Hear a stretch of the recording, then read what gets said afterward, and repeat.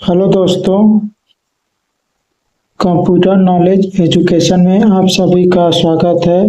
आज हम कवर करेंगे कंप्यूटर का उद्भव और विकास। इसमें कुल 18 प्रश्न होंगे।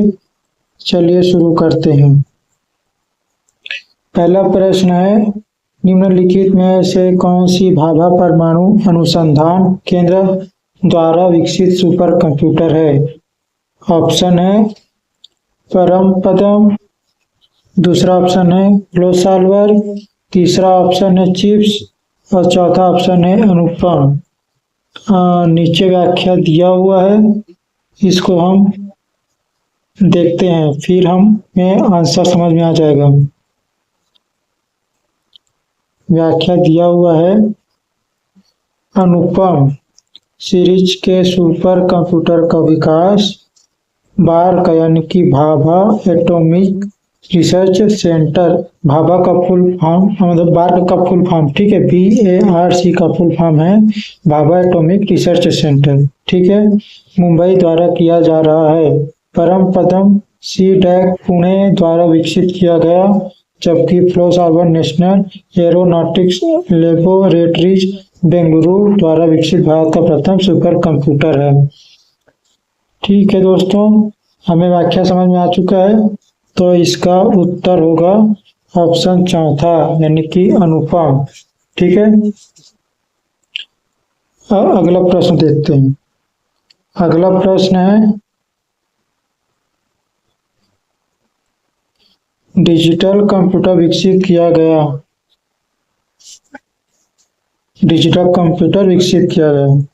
ऑप्शन है, पहला ऑप्शन रूस द्वारा, दूसरा ऑप्शन ब्रिटेन द्वारा, तीसरा ऑप्शन USA द्वारा, चौथा ऑप्शन जापान द्वारा। इसका सही उत्तर है तीसरा ऑप्शन USA द्वारा। व्याख्या दिया हुआ है, इसे हम देखते हैं व्याख्या क्या कहता है। व्याख्या कहता है, डिजिटल कंप्यूटर द्विआधारीय पद्धति यानी कि बाइनरी सिस्टम 0 और 1 यानी कि जो कंप्यूटर है वो इसी दो नंबर को समझता है, 0 और 1, और उसी को कैलकुलेट करके हमें आउटपुट के रूप में दिखाता है, ठीक है। सिर्फ यही तो हम लोग जो टाइप करते हैं 1 2 3 4 5 6 7 8 9 10 क ख ग घ ABCD, ठीक है, दिल्ली मुंबई, ठीक है, ये सब 0 और 1 में कैलकुलेट होता है, ठीक है।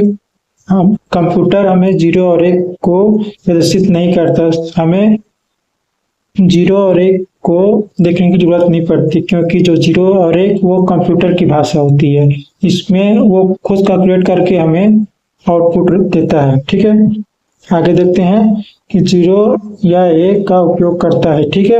इसके विकास में अमेरिका का सर्वाधिक योगदान है, ठीक है, जिसको हम USA कहते हैं, जिसका फुल फॉर्म है यूनाइटेड स्टेट अमेरिका, ठीक है, यूनाइटेड स्टेट अमेरिका। चलिए अगला प्रश्न देखते हैं। अगला प्रश्न है, वह आदमी जो कंप्यूटर का जनक समझा जाता है, ठीक है। ऑप्शन है, पहला ऑप्शन चार्ल्स बेबेज, दूसरा ऑप्शन है हुलरी, तीसरा ऑप्शन है लेबनिज और चौथा ऑप्शन है ब्लेज पास्कल। इस आप लोगों को पता होगा दोस्तों कि चार्ल्स बेबेज को कंप्यूटर का जनक माना जाता है, ठीक है, तो इसका ऑप्शन पहला सही है। मतलब व्याख्या दिया हुआ है, इसको भी देख लेते हैं, ठीक है। व्याख्या में दिया हुआ है, ब्रिटिश गणितज्ञ चार्ल्स बेबेज ने 1822 में डिफरेंस इंजन और 1842 में एनालिटिकल इंजन का निर्माण किया, ठीक है। कंप्यूटर के क्षेत्र में उनके योगदान के लिए उन्हें आधुनिक कंप्यूटर का जनक माना जाते हैं, ठीक है। तो इसका आंसर होगा ऑप्शन ए, चार्ल्स बेबेज, ठीक है। चलिए अगला प्रश्न देखते हैं। अगला प्रश्न है, कंप्यूटर में प्रयुक्त IC चिप बनी होती है, यानी कि कंप्यूटर में प्रयुक्त IC चिप यानी कि IC का फुल फॉर्म होता है इंटीग्रेटेड सर्किट चिप, ठीक है। वो किससे बनी होती है? पहला ऑप्शन सिलिकॉन, दूसरा ऑप्शन पर्ण, तीसरा ऑप्शन क्रोमियम और चौथा ऑप्शन स्वर्ण। तो इस सिलिकॉन जो ऑप्शन है वो सही है, यानी कि जो पहला ऑप्शन वो सही है, यानी कि जो आईसी चिप है वो सिलिकॉन से बनी होती है। व्याख्या में देख लेते हैं। व्याख्या कहता है IC chip integrated circuit chip वस्तुतः अर्धचालक पदार्थ सिलिकॉन या जर्मेनियम का छोटा टुकड़ा होता है जिस पर इलेक्ट्रॉनिक सर्किट बना रहता है, जिसका निर्माण 1958 में जेएस गिली तथा रॉबर्ट नोई ने किया। ठीक है, चलिए अगला प्रश्न देखते हैं। अगला प्रश्न है, संसार का पहला गणक यंत्र है, ठीक है, जिसमें हम गणना करते हैं उसे गणक यंत्र कहते हैं। ठीक है, तो पहला ऑप्शन है अबेकस, दूसरा ऑप्शन है एनियक, तीसरा ऑप्शन है मार्क वन और चौथा ऑप्शन है इनमें से कोई नहीं। यानी कि वह यंत्र, वह ऐसा कंप्यूटर जिसे हम कंप्यूटर बोल सकते हैं जिसमें गणना की जा सकती थी, जैसे कि जोड़ना, घटाना, गुना, भाग, वो चीज की जा सकती थी। तो वो कौन सा यंत्र हो सकता है, कौन सा कंप्यूटर हो सकता है? तो इसका ऑप्शन है, हाँ, तो जो इसका आंसर है वो है पहला ऑप्शन, यानी कि अबेकस। ठीक है, पहला ऑप्शन अबेकस इसका सही उत्तर है। व्याख्या देख लेते हैं। व्याख्या क्या कहता है? अबेकस को संसार का प्रथम गणना यंत्र माना जाता है, जिसका आविष्कार प्राचीन बेबीलोन में किया गया था या आज भी गणना के लिए प्रयोग किया जाता है। ठीक है, अगला प्रश्न देखते हैं। अगला प्रश्न है, हाइब्रिड कंप्यूटर में प्रयोग होता है। ठीक है, हाइब्रिड कंप्यूटर में तो इस ऑप्शन है, पहला ऑप्शन है डिजिटल संकेतों का, दूसरा ऑप्शन है एनालॉग संकेतों का, तीसरा ऑप्शन है दोनों का यानी कि डिजिटल संकेतों का और एनालॉग संकेतों का यानी कि तीसरा ऑप्शन है, और चौथा ऑप्शन है किसी का नहीं, यानी कि जो जितना भी ऑप्शन दिया हुआ है इनमें से कोई भी नहीं। तो इसका सही उत्तर है दोस्तों तीसरा ऑप्शन, यानी कि डिजिटल संकेतों का और एनालॉग संकेतों का दोनों का प्रयोग होता है। ठीक है, इसको हम व्याख्या में समझते हैं। व्याख्या क्या कहते हैं? हाइब्रिड कंप्यूटर में गणना तथा प्रोसेसिंग के लिए डिजिटल संकेत तथा इनपुट और आउटपुट के लिए एनालॉग संकेतों का प्रयोग किया जाता है। ठीक है, अगर वीडियो अच्छा लग रहा हो तो वीडियो को लाइक कीजिए, चैनल को सब्सक्राइब कीजिए और अपने दोस्तों को भी शेयर कीजिए, ताकि इस प्रकार के वीडियो उन तक और आप तक पहुंच सके। और ये जो वीडियो हम बना रहे हैं वो कंपटीशन एग्जाम के तैयारी के लिए ही बना रहे हैं। आप कोई भी कंपटीशन एग्जाम की तैयारी कर रहे होंगे तो फिर आप इस क्वेश्चन आंसर को देख सकते हैं। ठीक है, आपको मदद मिल सकती है। चलिए आगे देखते हैं। अगला प्रश्न है, माइक्रो प्रोसेसर का आविष्कार किया था। माइक्रो प्रोसेसर का आविष्कार किसने किया था? ऑप्शन है आईबीएम, दूसरा ऑप्शन है एप्पल ने, तीसरा ऑप्शन है इंटेल ने और चौथा ऑप्शन है एचसीएल ने। ठीक है, तो इसका ऑप्शन है इंटेल ने। व्याख्या देखते हैं। व्याख्या में दिया हुआ है 1970 में इंटेल कंपनी ने प्रथम माइक्रो प्रोसेसर इंटेल 4004 का निर्माण किया। ठीक है, 1970 में। ठीक है, 1970 में किसने? इंटेल कंपनी ने प्रथम माइक्रो प्रोसेसर, ठीक है, 4004 नाम का एक इंटेल 4004 का नाम का एक माइक्रो प्रोसेसर का आविष्कार किया था। ठीक है, चलिए अगला प्रश्न देखते हैं। आईबीएम है, यानी कि आईबीएम क्या है? आईबीएम इसका फुल फॉर्म होता है इंटरनेशनल बिजनेस मशीन। ठीक है, तो ये क्या होता है? तो इसमें ऑप्शन है, पहला ऑप्शन है एक चिप होता है, एक कंपनी है, तीसरा ऑप्शन कंप्यूटर का एक प्रकार होता है और चौथा ऑप्शन मेमोरी डिवाइस होता है। ठीक है, तो इसका जो ऑप्शन है उसका सही उत्तर है एक कंपनी। ठीक है, ये एक कंपनी है, आईबीएम एक कंपनी है। चलिए व्याख्या देखते हैं। व्याख्या में क्या दिया हुआ है? आईबीएम इंटरनेशनल बिजनेस मशीन एक कंपनी है, ठीक है, जिसे प्रथम कंप्यूटर मार्क वन तथा प्रथम माइक्रो कंप्यूटर के निर्माण का श्रेय है। ठीक है, चलिए अगला प्रश्न देखते हैं। अगला प्रश्न है, वर्तमान पीढ़ी के कंप्यूटर में प्रयोग होते हैं। वर्तमान पीढ़ी के कंप्यूटर यानी कि 5वीं पीढ़ी के कंप्यूटर में, ठीक है। वर्तमान का जो पीढ़ी का जो कंप्यूटर होता है वो 5वीं पीढ़ी का कंप्यूटर चल रहा है। प्रथम पीढ़ी के कंप्यूटर, द्वितीय पीढ़ी के कंप्यूटर, तीसरे पीढ़ी के कंप्यूटर, चौथे पीढ़ी के कंप्यूटर अब ऑलमोस्ट खत्म हो चुके हैं, ठीक है। अब जब अभी जो चल रहा है वो 5वीं पीढ़ी का कंप्यूटर है जो हर तरीके से आधुनिक है, ठीक है। तो इस जो ऑप्शन दिया वो इसमें से किसका प्रयोग होता है, ठीक है। तो इसका पहला ऑप्शन है SSIC का प्रयोग होता है, दूसरा ऑप्शन है MSIC का प्रयोग होता है, तीसरा VLSIC का प्रयोग होता है और चौथा ऑप्शन है ULSIC का प्रयोग होता है। इसका सही उत्तर है चौथा ऑप्शन यानी कि ULSIC का प्रयोग होता है, ठीक है। व्याख्या देख लेते हैं अच्छे से। व्याख्या दिया हुआ है, वर्तमान पीढ़ी के कंप्यूटर में ULSIC ultra large scale integration chip, इसका फुल फॉर्म होता है, ठीक है। U यानी कि अल्ट्रा, L यानी कि लार्ज, S यानी कि स्केल, I मतलब इंटीग्रेशन और C मतलब चिप, ठीक है, का इसका प्रयोग होता है, ठीक है। और जिस पर करोड़ों इलेक्ट्रॉनिक उपकरण लगाए जा सकते हैं, ठीक है। अगला प्रश्न है, संसार का प्रथम प्रोग्रामर माना जाता है।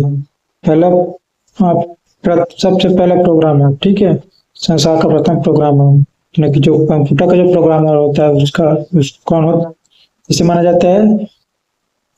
पहला ऑप्शन चार्ल्स बेबेज को माना जाता है, दूसरा ऑप्शन लेडी एडा अगस्टा को माना जाता है, तीसरा एप्पल को माना जाता है और चौथा IBM कंपनी को माना जाता है। तो इसका सही उत्तर है लेडी एडा अगस्टा को माना जाता है। व्याख्या देख लेते हैं। चार्ल्स बेबेज की शिष्या लेडी एडा अगस्टा ने एनालिटिकल इंजन में प्रथम प्रोग्राम डाला, ठीक है। अतः इन्हें संसार का प्रथम प्रोग्रामर कहा जाता है, यानी कि जो लेडी एडा अगस्टा है, ठीक है, लेडी एडा अगस्टा है वो किसके शिष्य हैं, चार्ल्स बेबेज को। और जो लेडी एडा अगस्टा है वो कौन है, एक लेडीज है, ठीक है। तो चार्ल्स बेबेज की शिष्या हुई, ठीक है। एनालिटिकल इंजन में प्रथम प्रोग्राम डाला, ठीक है, इसलिए इन्हें संसार का प्रथम प्रोग्रामर कहा जाता है, किन्हें, लेडी एडा अगस्टा को, ठीक है, याद रहेगा। चलिए आगे देखते हैं। अगला प्रश्न है, अगली पीढ़ी के कंप्यूटर में प्रयोग किया जाएगा। अगली पीढ़ी के कंप्यूटर में प्रयोग किया जाएगा यानी कि अगली पीढ़ी यानी कि अभी जो 5वीं पीढ़ी हो रहा है, अब आएगा जो पीढ़ी के कंप्यूटर, उसमें किसका प्रयोग किया जाएगा, यानी कि 6वीं पीढ़ी के कंप्यूटर में किसका प्रयोग किया जाएगा। तो पहला ऑप्शन है AI, दूसरा ऑप्शन है BI, तीसरा ऑप्शन है CI और चौथा ऑप्शन है DI, ठीक है। तो जो तो अगली पीढ़ी इसका सही उत्तर है AI, ठीक है। व्याख्या दिया हुआ है, वर्तमान में AI अर्थात आर्टिफिशियल इंटेलिजेंस यानी कि किसका फुल फॉर्म है, AI का फुल फॉर्म है। A यानी कि आर्टिफिशियल और I मतलब इंटेलिजेंस, ठीक है। इसको हिंदी में बोलते हैं कृत्रिम ज्ञान क्षमता का विकास किया जा रहा है, जिससे कंप्यूटर के स्वयं को निर्णय लेने की क्षमता का विकास होगा। यानी कि अब वर्तमान की जो पीढ़ी के कंप्यूटर है वो खुद सोच विचार नहीं कर सकता। हम जो कमांड देते हैं सिर्फ वही काम कर सकते हैं, अपना खुद का ऑटोमेटिक काम नहीं कर सकता। ऑटोमेटिक काम करने के लिए आर्टिफिशियल इंटेलिजेंस में अभी बहुत ज़्यादा काम हो रहा है, इसलिए कई जगह रोबोट काम कर रहे हैं, कई जगह मतलब AI जैसे कि मोबाइल में जेमिनी हो गया, ठीक है, ChatGPT हो गया, ठीक है, गूगल हो गया, ठीक है, ये सब AI है। तो जो AI है वो अभी सिर्फ नॉर्मल काम के लिए मतलब के लिए काम कर रहे हैं। अब अब अगली पीढ़ी में जो कंप्यूटर बनाया जाएगा वो पूरी तरीके से एआई बेस होगा, ठीक है। अभी जो कंप्यूटर में काम जो एआई है वो सिर्फ नॉर्मली है, ठीक है, मतलब सिर्फ बेसिक है, जिसे हम हर इंसान जिसकी बच्चा जो शुरुआत में करता है वैसे ही अभी का जो एआई है वो सिर्फ बच्चे के रूप में है, ठीक है। इसमें अभी बहुत विकसित होना बाकी है, अभी ये बड़ा होगा और इसमें बहुत सारे अपग्रेड होंगे। अभी बहुत कुछ अभी अपग्रेड होना बचा है, ठीक है। अभी बहुत कुछ कर सकता है और बहुत कुछ नहीं कर सकता है यार, ठीक है। तो इसके विकास के लिए अभी बहुत काम करना बचा है। तो खुद के सोचने समझने की, खुद से काम करने की जो क्षमता है वो विकसित हो सकता है किसमें, आने वाली अगली पीढ़ी वाले जो कंप्यूटर है उसमें, ठीक है। चलिए अगला प्रश्न देखते हैं। प्रश्न है, घरों और व्यक्तिगत उपयोग में आने वाला पीसी वास्तव में है, मतलब पीसी है जिसे बोलते हैं आम भाषा में पर्सनल कंप्यूटर, पीसी का फुल फॉर्म जिसे पर्सनल कंप्यूटर बोलते हैं, ठीक है। तो ये क्या है, कौन से प्रकार का कंप्यूटर है? ये पहला ऑप्शन है माइक्रो कंप्यूटर है, दूसरा ऑप्शन है मिनी कंप्यूटर है, तीसरा ऑप्शन है मेन फ्रेम कंप्यूटर है, चौथा ऑप्शन सुपर कंप्यूटर है। तो जो हम घर में यूज करते हैं या फिर कोई कार्यालय यानी कि ऑफिस में यूज करते हैं वो माइक्रो कंप्यूटर होता है, ठीक है। माइक्रो कंप्यूटर होता है जो घर में यूज होता है, ऑफिस में यूज होता है और ज़्यादातर बैंक में यूज होता है, ठीक है। नॉर्मली कई जगह बैंक में यूज होता है, लेकिन जो सुपर कंप्यूटर होता है वो बड़े बड़े जहाँ बड़ा बड़ा काम होता है, जैसे कि साइंटिस्ट हो गया, बड़े बड़े इंटरनेशनल जो डॉक्टर होते हैं वो हो गया, ठीक है, उन लोग यूज करते हैं। बड़े बड़े हॉस्पिटल में यूज होता है, जो हम जहाँ आम पब्लिक उसे उसके बारे में नहीं जानती, बड़े बड़े साइंटिस्ट हो गया, वो वहाँ का जो एरिया होता है बहुत बड़ा होता है, ठीक है। इसका इस्तेमाल सिर्फ बड़े बड़े वैज्ञानिक ही कर सकते हैं जो उसमें माहिर होते हैं, ठीक है। आम लोग इसका इस्तेमाल नहीं कर सकते। लेकिन जो माइक्रो कंप्यूटर होता है वो हर कोई इस्तेमाल कर सकता है, एक बच्चा भी इसको यूज कर सकता है। इसको हम व्याख्या में समझते हैं। घरों और व्यक्तिगत उपयोग में आने वाला पीसी या लैपटॉप वास्तव में माइक्रो कंप्यूटर है। मैं बता रहा था ना, इसमें मैक लैपटॉप जाता है, ठीक है, इसमें लैपटॉप हो गया, जिसके विकास का श्रेय आईबीएम कंपनी को है। मतलब जो आईबीएम कंपनी है वो इसके विकास में बहुत ज़्यादा काम कर रहा है माइक्रो कंप्यूटर में, ठीक है। चलिए अगला प्रश्न देखते हैं। अगला प्रश्न है द्विआधारी पद्धति यानी कि बाइनरी सिस्टम, ठीक है, का प्रयोग करने वाले कंप्यूटर को कहते हैं। पहला ऑप्शन है एनालॉग कंप्यूटर, दूसरा ऑप्शन है डिजिटल कंप्यूटर, तीसरा ऑप्शन है हाइब्रिड कंप्यूटर और चौथा ऑप्शन है इनमें से कोई नहीं। तो इसका सही उत्तर है दूसरा ऑप्शन यानी कि डिजिटल कंप्यूटर। चलिए ऑप्शन में व्याख्या में समझते हैं। व्याख्या में दिया हुआ इलेक्ट्रॉनिक संकेत पर चलने वाले कंप्यूटर द्विआधारी पद्धति यानी कि 0 और 1 जो हमने अभी ऊपर में पढ़ा है, ठीक है, बाइनरी सिस्टम, ठीक है, प्रयोग करते हैं, उसका प्रयोग करते हैं। जो हम बता रहे थे ना कंप्यूटर की भाषा हो, मतलब कंप्यूटर इस प्रकार की प्रोग्रामिंग को समझते हैं, मतलब इसमें गणना करते 0 और 1 में, ठीक है, वो उसका प्रयोग करते हैं जिन्हें डिजिटल कंप्यूटर कहा जाता है, ठीक है। चलिए अगला प्रश्न देखते हैं। अगला प्रश्न है कौन मस्तिष्क की कार्य प्रणाली की नकल करने वाला सबसे छोटा और सबसे तीव्र गति करने वाला कंप्यूटर होगा, ठीक है। कौन मस्तिष्क की कार्य प्रणाली की नकल करने वाला सबसे छोटा और सबसे तीव्र गति वाला कंप्यूटर होगा, ठीक है। पहला ऑप्शन है सुपर कंप्यूटर, दूसरा ऑप्शन है क्वांटम कंप्यूटर, तीसरा ऑप्शन है परम 10,000 और चौथा ऑप्शन है आईबीएम चिप्स, ठीक है। इसका सही उत्तर होगा क्वांटम कंप्यूटर, ठीक है। इसमें व्याख्या में समझ लेते हैं क्या है व्याख्या। भविष्य का कंप्यूटर क्वांटम कंप्यूटर है जो मानव मस्तिष्क से भी तेज कार्य करने में सक्षम होगा, यानी कि जो अगली पीढ़ी के जो कंप्यूटर होंगे, छठी पीढ़ी, सातवीं पीढ़ी, सात आठवीं पीढ़ी, नौवीं पीढ़ी, 10वीं पीढ़ी, इस टाइप का जो कंप्यूटर होगा, वो भविष्य वो मानव मस्तिष्क से भी तेज कार्य, जो भी जो कार्य हो रहा है ना, वो इंसान जो कर पा रहा है उतना ही काम कर पा रहा है। ठीक है, उससे तेज गति का काम करने वाला, जैसे हम उस समय जब पढ़ रहे थे, जब पिछले वाले जो प्रश्न पढ़ रहे थे, एआई, वो उसी प्रकार के कंप्यूटर पर कार्य करेगा। ठीक है, यानी कि एआई ही काम करेगा अगले पीढ़ी के जो कंप्यूटर होंगे। ठीक है, तो जिसे हम क्वांटम कंप्यूटर कहेंगे। ठीक है, मतलब बहुत ही छोटी छोटी, जैसे जो आजकल के जो चिप्स होते हैं वो बहुत छोटे छोटे होते हैं, उससे भी छोटे छोटे साइज में चिप्स मिलेंगे। ठीक है, तो उसमें उसको हम बोलते हैं क्वांटम। ठीक है, उसी प्रकार के कंप्यूटर में काम करेंगे। ठीक है, तो जो मानव मस्तिष्क होगा उससे भी तेज गति से कार्य करेगा जो क्वांटम कंप्यूटर होगा उस। ठीक है, अगले पीढ़ी के जो कंप्यूटर होंगे। ठीक है, उसमें। चलिए अगला प्रश्न देखते हैं। अगला प्रश्न है, कंप्यूटर की पांचवी पीढ़ी का प्रतीक है। अब ये पांचवी पीढ़ी का क्या किसका प्रतीक है? माइक्रो कंप्यूटर का प्रतीक है, मिनी कंप्यूटर का प्रतीक है, माइक्रो कंप्यूटर का प्रतीक है, सुपर कंप्यूटर का प्रतीक है।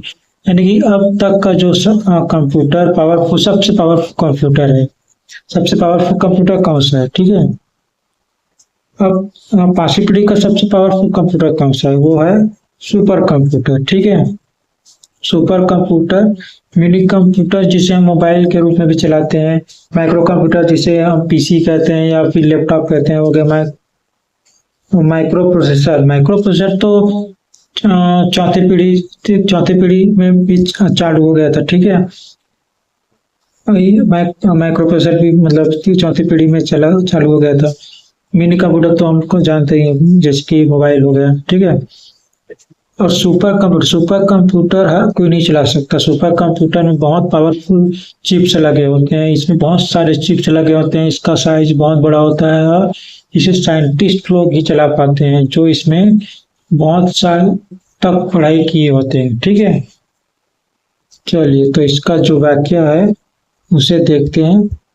व्याख्या में दिया हुआ है, 1990 के बाद यूएलएसआई के विकास ने सुपर कंप्यूटर के निर्माण का मार्ग प्रशस्त किया। ठीक है, जो पांचवी पीढ़ी के कंप्यूटर के नाम से जाना जाता है। ठीक है, जो सुपर कंप्यूटर होता है वो जो पांचवी पीढ़ी के जो कंप्यूटर है वो सुपर कंप्यूटर के नाम से जाना जाता है। ठीक है, तो सबसे पावरफुल कंप्यूटर। चलिए अगला प्रश्न देखते हैं। अगला प्रश्न है, विश्व का प्रथम इलेक्ट्रॉनिक कंप्यूटर है। विश्व का प्रथम इलेक्ट्रॉनिक कंप्यूटर है। पहला ऑप्शन है ENIAC, दूसरा ऑप्शन है यूनिवैक, तीसरा ऑप्शन है मार्क वन, चौथा ऑप्शन है इनमें से कोई, जितना भी ऑप्शन दिया उनमें से कोई भी ऑप्शन से। तो इसका सही ऑप्शन होगा ऑप्शन ए, इसका सही आंसर है। ठीक है, व्याख्या देखते हैं। इसमें व्याख्या दिया हुआ है, 1946 में जेपी एकर्ट तथा जॉन मुचली द्वारा निर्मित कंप्यूटर विश्व का प्रथम इलेक्ट्रॉनिक कंप्यूटर माना जाता है। ठीक है, इसे ENIAC, जिसका full form electronic numerical integrator and calculator है, कहा जाता है। ठीक है,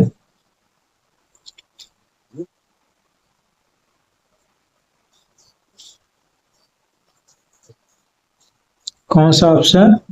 पहला ऑप्शन ENIAC, इसका फुल फॉर्म होता है इलेक्ट्रॉनिक न्यूमेरिकल।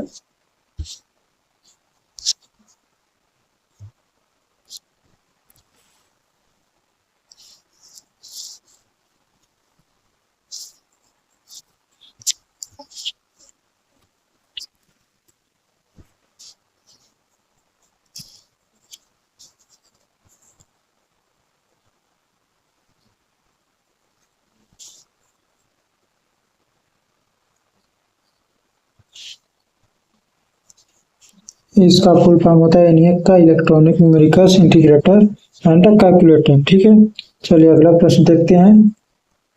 अगला प्रश्न है, इंटीग्रेटेड सर्किट चिप, यानी कि जिसे हम आईसी चिप के नाम से जाना जाते हैं, उसका श्रेय किसको जाता है, मतलब इसका निर्माण किसने किया था। ठीक है, मतलब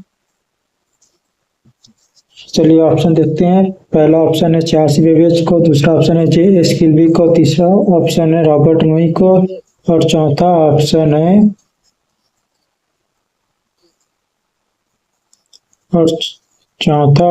है दूसरा और तीसरा, यानी कि जे.एस. किल्बी को और रॉबर्ट नोई को। तो इसका सही उत्तर है ऑप्शन चौथा, दूसरा और तीसरा कि जे.एस. किल्बी को और रॉबर्ट नोई को। ठीक है, और आखिरी प्रश्न देखते हैं। आखिरी प्रश्न है, निम्नलिखित में कौन भारत में विकसित सुपर कंप्यूटर नहीं है। सुपर कंप्यूटर का नाम नहीं है इसमें। ठीक है, तो इसका ऑप्शन है परम, दूसरा ऑप्शन है अनुपम, तीसरा ऑप्शन है पेश और चौथा ऑप्शन है विप्रो। ठीक है, तो इसका सही उत्तर होगा विप्रो, ये सुपर कंप्यूटर का नाम नहीं है। ठीक है, चलिए हम व्याख्या में समझ लेते हैं। व्याख्या में दिया हुआ है परम सीरीज के सुपर कंप्यूटर का निर्माण सीडेक पुणे द्वारा किया गया। ठीक है, अनुपम बार का, जिसका फुल फॉर्म है भाभा एटॉमिक रिसर्च सेंटर द्वारा विकसित, ठीक है, सुपर कंप्यूटर है। और पेश सीरीज के सुपर कंप्यूटर का विकास ब्राग कंपनी द्वारा किया गया, लेकिन विप्रो कंप्यूटर निर्माण के क्षेत्र में लगी एक कंपनी का नाम है। ठीक है, विप्रो कंप्यूटर निर्माण के क्षेत्र में लगी है कंपनी का नाम है, मतलब एक कंपनी का नाम है, ना कि सुपर कंप्यूटर का नाम है। सुपर कंप्यूटर कौन कौन सा है, परम हो गया, ठीक है, ये परम हो गया, अनुपम हो गया और पेश हो गया। इस पूरा सुपर कंप्यूटर का नाम है, लेकिन विप्रो एक कंपनी का नाम है। ठीक है, चलिए, अगर वीडियो अच्छा लगा हो तो लाइक कीजिए, चैनल को सब्सक्राइब कीजिए अगर ऐसी वीडियो आप लोग चाहते हैं तो, और अपने दोस्तों को भी शेयर कीजिए।